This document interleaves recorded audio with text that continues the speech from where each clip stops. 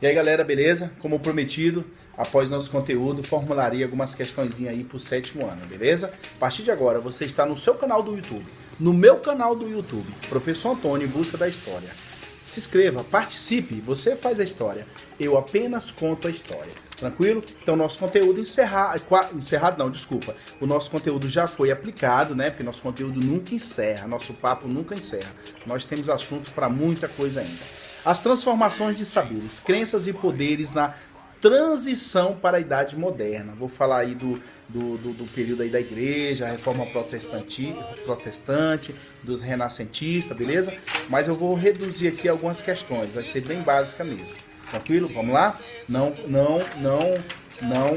justifica, não gabaritar as questões, ok? De acordo com que eu for ditando aqui as questões, você vai escrevendo no caderninho, depois você vai para um canto, responde, mais tarde assiste o vídeo de novo e confere as questões, beleza? Você tem que ser honesto com você mesmo.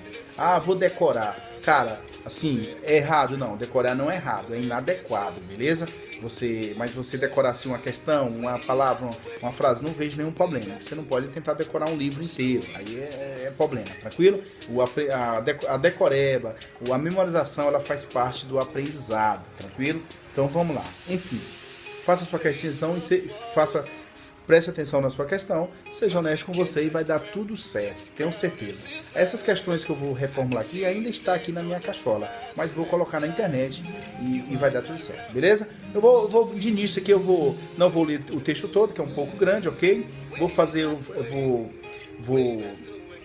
Vou só introduzir aqui, a Terra Esférica é o título do texto, vou pegar só um pequeno trecho do texto do Nicolau Copérnico, ok? Que ele defendia que o formato da Terra era esférico, não é isso? E ele também se baseava nessas teorias através das pesquisas que tinha no mundo, experimenta essa coisa toda, bem básica, beleza? Então já vamos direto para a questão. Enquanto naves espaciais voam em órbita e telescópios eles enxergam outros modos, a própria Terra permanece um mistério em muitos aspectos básicos, não é isso mesmo? De acordo com o texto de Nicolau Copérnico, defende com relação ao formato da Terra. Como ele defende o formato da Terra, galera?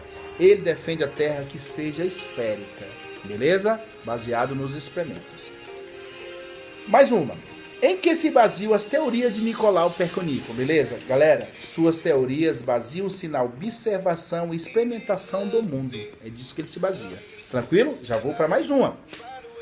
Falamos lá sobre Lutero, sobre aquela reforma protestante, sobre as 95 teses que Lutero escreveu. Porém, a nossa apostila só nos trouxe 8 teses, não é isso? 8 teses de Lutero e não vou cobrar fora disso, beleza? Na minha prova não tem uma vírgula que eu não lhe ensinei. Então aqui tá as 8 teses, quem esteve na minha aula, assistiu na sua instituição aí, debatemos todas as teses e tal, beleza? Então vou cobrar só elas. Se alguma que eu colocar lá não for essas, galera, está errado, não está correto, beleza? A primeira pergunta que vem, Lutero foi o criador do protestantismo. Não foi isso. O Lutero simplesmente não foi simples, foi muita coisa, mas Lutero escreveu 95 teses do qual ele não concordava com a Igreja Católica. Mas o estupim foi na Alemanha, quando a igreja começou a vender indulgência. O que é vender indulgência? Você comprar um documento, que nesse documento dizia que você está perdoado do seu perdão. Porque o Papa Leão X, ele declarou que para ir para o céu teria que ter uma pedrinha lá na igreja de São Pedro, que era contribuir com a reconstrução da igreja da Basílica de São Pedro lá em Roma. Tranquilo? Então a partir daí começou a confusão. Tranquilo? Lutero não concordou, escreveu, pregou na porta da igreja e foi excomungado. Tranquilo? Deixa eu beber água aqui que tá quente hoje. Então vamos nessa. Tranquilo? Aí, vamos lá. Eu vou falar assim, eu vou colocar um texto motivador, sempre gosto de colocar esse texto. O padre alemão Martim Lutero, de 1483 a 1546, iniciou seu debate público com a Igreja Católica em 1517, durante o papado de Leão X. Estou falando da Igreja Católica, beleza? O estopim foi a venda de indulgência na Alemanha pelo monge John Tetzel, que buscava arrecadar fundos para a reconstrução da Basílica de São Pedro. Basílica é uma igreja central, tranquilo? Frente ao que considerava um abuso contra a fé, a venda de perdões aos pecados, Martinho Lutero publicou na porta da igreja de Wittenberg 95 teses questionando a prática religiosa da sua época. Beleza? Vamos lá. A questão, vou anunciar. Marque a alternativa abaixo que não contém entre as 95 teses de Martinho Lutero. Você conhece as 8 que o autor trouxe pra gente. Eu não estudamos a 95 teses. Só estudamos o que o autor trouxe para nós. Beleza? Então vamos. Colocamos lá. A 43. Tese 43 de Martinho Lutero. Os cristãos precisavam ser ensinados de que aquele que doa para os pobres e empresta aos necessitados faz melhor ação do que aquele que compra indulgência. Você estava comprando um documento dizendo que você estava perdoado dos seus pecados, pelo amor de Deus. Vamos lá. Essa é uma tese dele. Tese 67. As indulgências que os monges, as indulgências que os demagogos dizem ser maior graça só são consideradas assim enquanto geram boa renda. Beleza? Só são graça enquanto estão gerando boa renda. Se de repente ninguém comprasse, provavelmente eles mudariam de ideia. É isso que Lutero quer falar. Tese 91. Eram, portanto, os pregadores de indulgência que afirmam que o homem é absolvido de toda a pena e salvo pelas indulgências do Papa. Se você comprasse a indulgência do Papa, você estava livre. Foi isso que ele falou. Beleza? A, B e C. Vou para D. Letra D. Tudo posso naquele que não me conforta. Filipenses 4:13. Galera, essa tese aqui não está nem Lutero e não está também nem na Bíblia Sagrada. Beleza? Você viu que eu alterei aqui. Tranquilo? Não estudamos essa tese de forma nenhuma. Então, está errado. Vamos lá. Observa a imagem aí embaixo. Observa a imagem. Vou te colocar uma imagem. Galera, naquela época, os renascentistas, eles eram contratados pela burguesia, pelos ricos, inclusive para a igreja, para fazer seus quadros. E eles fizeram vários quadros manifestando sua cultura, não é isso? Vamos lá. Aí eu vou colocar uma questão para vocês com relação a essas imagens, tranquilo? Aqui você vai ver aqui a imagem. Vou te colocar esta imagem. Esta imagem foi que o autor trouxe. Isso aqui é pintada pelo renascentista, beleza? Quem foi que pintou? Não, eu não vou te perguntar esse tipo de coisa. Quem pintou a imagem? Não é isso que eu quero, mas essa obra é de Botticelli, beleza? Botticelli foi influenciado pelo o neoplatonismo cristão, beleza? Tranquilo? Eu vou te colocar e vou fazer umas questões baseadas nessa imagem. Questões simples. Poderia ser outra questão? Ou outra imagem? Poderia, mas o autor trouxe para nós essa. Nós estudamos essa, então nós vamos criar essa. Não tem nada a ver com religião, pelo amor de Deus. Aí vou colocar a imagem lá e vou te perguntar. O que pode ser percebido em primeiro plano nessa imagem? Estou te perguntando nesta imagem. O que pode ser percebido, galera? O que pode ser... E na segunda...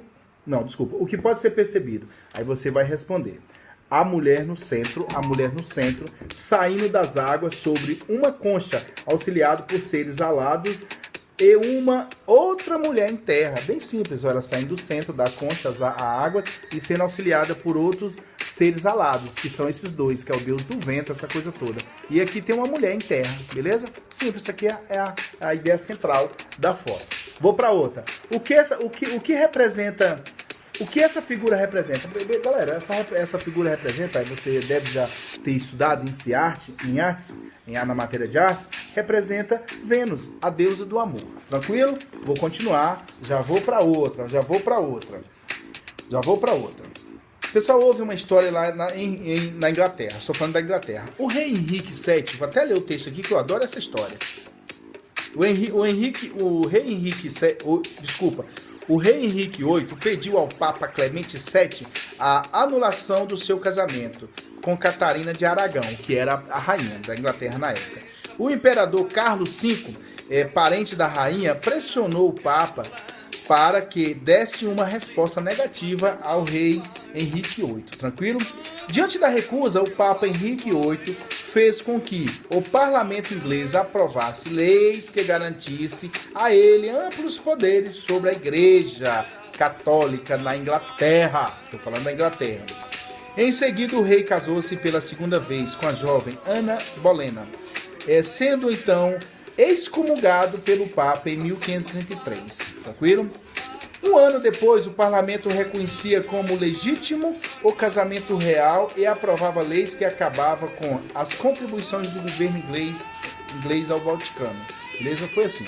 Henrique VIII, ele casou com Catarina de Aragão, teve uma filha e tudo. Porém, ela não conseguia dar um filho homem para ele. O que ele fez? Pediu o Papa para anular o casamento dele. Só que Carlos V, que era amigo da Catarina, conseguiu convencer que o Papa desse uma resposta negativa. E ele, chateado, foi lá e conseguiu que o Congresso aprovasse leis que desse plenos poderes a ele sobre a Igreja Católica na Inglaterra. O que ele fez? Casou-se de novo com outra moça, com a outra princesa, que era chamada de Bolena, beleza? No intuito de ter um filho homem. Tranquilo? E aí, tudo bem? E separou dela. Um ano depois, o parlamento conseguiu aprovar o que ele queria, que era dar plenos poderes para ele sobre a Igreja Católica. A Igreja Católica foi lá e excomungou ele. E ele rompeu com a igreja. Parou de mandar dinheiro para a Igreja Católica lá em Roma.